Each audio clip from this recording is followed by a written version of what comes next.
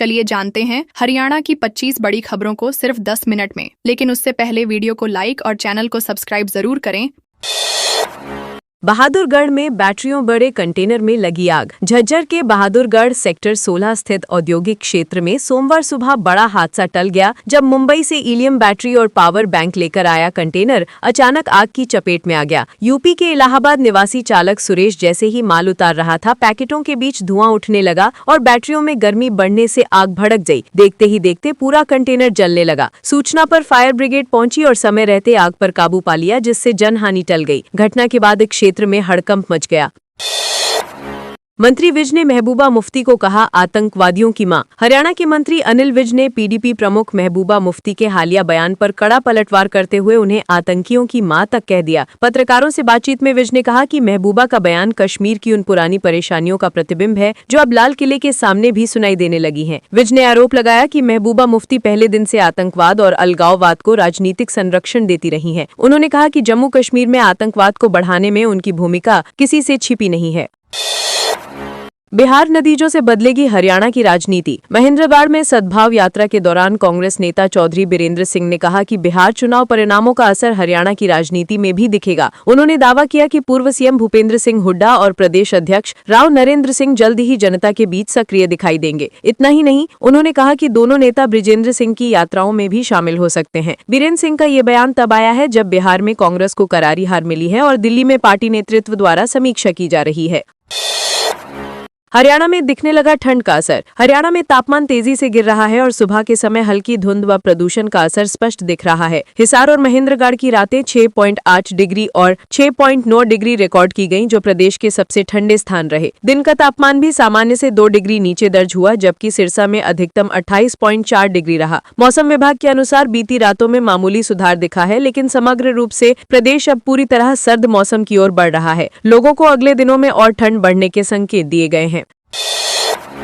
नारनौल नागरिक अस्पताल के सुपरवाइजर ने स्वीपर को मारा थप्पड़। नारनौल के नागरिक अस्पताल में सुपरवाइजर द्वारा सफाई कर्मी को थप्पड़ मारने पर कर्मचारियों ने 2 घंटे काम बंद कर प्रदर्शन जताया। सफाई कर्मी अनूप ने बताया कि वो इमरजेंसी वार्ड में ड्यूटी पर था और कार्यवश 10 मिनट बाहर गया था, जिसकी जानकारी उसने स्टाफ को दे दी थी। लौटने पर सुपरवाइजर ने उसे थप्पड़ मार दिया। घटना से नाराज HKRN कर्मचारी काम बंद कर धरने पर बैठ गए। बाद में चिकित्सा अधीक्षक मौके पर पहुंची और कर्मचारियों को समझाकर काम पर लौटाया। घटना से अस्पताल में तनाव रहा। धीरेन्द्र शास्त्री वृंदावन में संतों को गले लगाकर रोए। बागेश्वर धाम के पीठाधीश्वर पंडित धीरेन्द्र कृष्ण शास्त्री की सनातन एकता पदयात्रा 2.0 का रविवार को वृंदावन में समापन हो गया। उन्होंने बांके बिहारी के दर्शन कर यात्रा पूरी की। ब्रजभूमि में प्रवेश के दौरान उन्होंने संतों को दंडवत प्रणाम किया और सभी ने परंपरा अनुसार ब्रज की रज माथे पर लगाई। संतों के आत्मीय स्वागत और भावनात्मक माहौल में धीरेन्द्र शास्त्री की आंखों से खुशी के आंसू छलक पड़े। उनके साथ चल रहे बद्रीनाथ के महाराज बालक योगेश्वर दास और हनुमानवड़ी के महंत राजू दास भी भावुक दिखे। फतेहाबाद का किसान 9 एकड़ में कर रहा जैविक खेती। फतेहाबाद के चौबारा निवासी भूप सिंह ढाका ने 6 साल पहले 9 एकड़ भूमि पर जैविक खेती शुरू की। उनका कहना है कि भले उपज कम हो, पर जैविक पद्धति से जमीन और मानव शरीर दोनों सुरक्षित रहते हैं। भूप सिंह विविध फसलें उगाते हैं। 3 एकड़ में नरमा, 1 एकड़ में धान, 2 एकड़ में गन्ना, 2 एकड़ में ज्वार और 1 एकड़ में बाजरा। सभी फसलें बिना रासायनिक खाद कीटनाशकों के जैविक तरीके से उगाई जाती हैं। उनका दावा है कि वे सालाना लगभग 4 लाख रुपए की शुद्ध कमाई कर रहे हैं। 2 पत्नियों वाले यूट्यूबर को जान से मारने की मिली धमकी। हरियाणा के यूट्यूबर अरमान मलिक ने बताया कि उन्हें और उनके परिवार को पिछले 20 दिनों से जान से मारने की धमकियां मिल रही हैं। धमकी देने वालों ने फोन पर 1 करोड़ रुपए की फिरौती मांगी है और पैसे न देने पर गंभीर परिणाम भुगतने की चेतावनी दी है। अरमान का कहना है कि धमकी देने वालों को उनके परिवार की निजी जानकारी भी है, जिससे उन्हें शक है कि कोई करीबी इस साजिश में शामिल है। उन्होंने पंजाब पुलिस में शिकायत दर्ज कराई और जल्द कार्रवाई की उम्मीद जताई।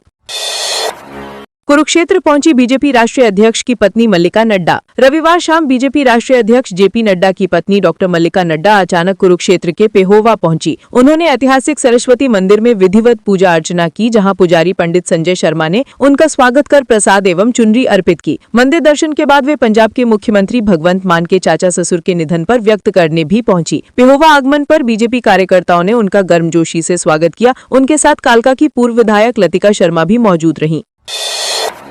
ठेकेदार के हत्यारों की निकाली परेड। सोनीपत के गोहाना में ठेकेदार भाना की हत्या के 2 मुख्य आरोपी मोहित और मोनू को पुलिस ने गिरफ्तार कर लिया। रविवार को सदर थाना गोहाना पुलिस ने दोनों को हथकड़ी लगाकर उनके गांव मुंडलाना में परेड करवाई ताकि लोगों में अपराध के प्रति जागरूकता बढ़े। आरोप है कि 12 नवंबर की रात भाना ने दोनों को तालाब किनारे शराब पीने से रोका था, जिससे गुस्से में उन्होंने ईंट मारकर उनकी हत्या कर दी थी। परिजन भाना को अस्पताल ले गए, जहाँ डॉक्टरों ने उसे मृत घोषित कर दिया था। पुलिस ने आरोपियों पर हत्या का मामला दर्ज कर दिया।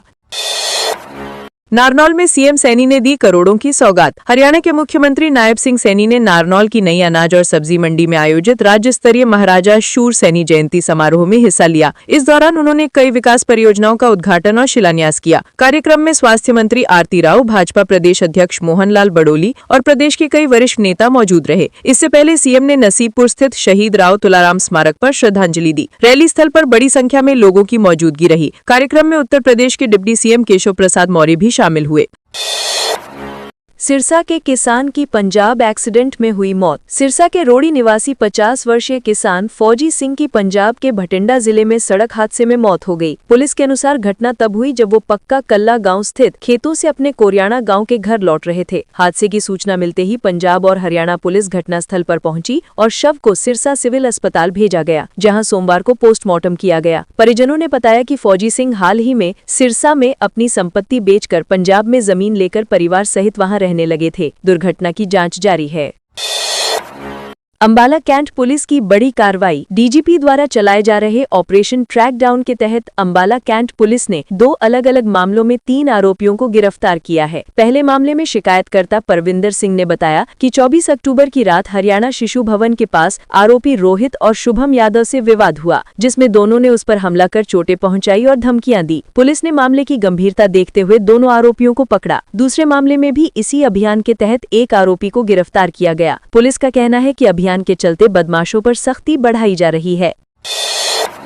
भिवानी में मांगों को लेकर रेलवे कर्मियों ने किया प्रदर्शन। भिवानी रेलवे जंक्शन पर north western railway employees union के बैनर तले रनिंग कर्मचारियों ने सोमवार को अपनी लंबित मांगों के समर्थन में प्रदर्शन किया। कर्मचारियों ने रेलवे बोर्ड पर रनिंग स्टाफ से जुड़े मुद्दों पर निर्णय न लेने और जोनल प्रशासन द्वारा मनमानी का आरोप लगाया। प्रदर्शन का नेतृत्व यूनियन के हिसार शाखा मंत्री कृष्ण कौशिक ने किया। उन्होंने बताया कि यह आंदोलन all India railway men's federation की कोलकाता बैठक में लिए गए निर्णयों के तहत पूरे देश में एक साथ आयोजित किया गया। कर्मचारियों ने चेताया कि मांगे जल्द पूरी न हुई तो आंदोलन तेज किया जाएगा।